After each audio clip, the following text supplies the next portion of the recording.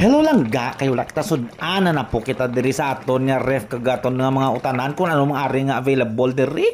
So nakita naton langga may kadyos na ginhatag sa piyak bala. Shout out kay Day Josie kay Sir no. Salamat sa kadyos kag sa ginhatag mo nga okra. So raging pabukalan na nato ng aton nga kadyos no. Yung kung makita ninyo sa mga Indi Ilonggo common na ring kadyos diri sa Panay Island. The best na siya pag sinahog mo doon sa KBL o kadyos baboy at saka langka.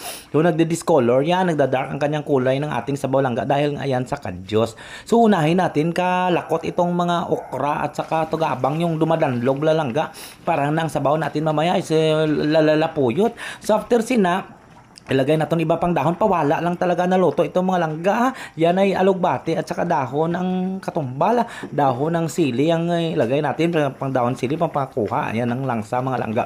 Kita mong bukal yung langga. Lugalaway-laway, hindi ang aton sabaw. So lagyan pa natin pala ng balunggay. Nakalimutan ko may ilalakot pa tala tayong balunggay mga langga. O yan, para naman masanag ang ating mga mata at vitamina E. And then lagay natin ang natira nating bangros na sinugba. Mula pa nung isang linggo, nandyan na sa rep natin mga langga.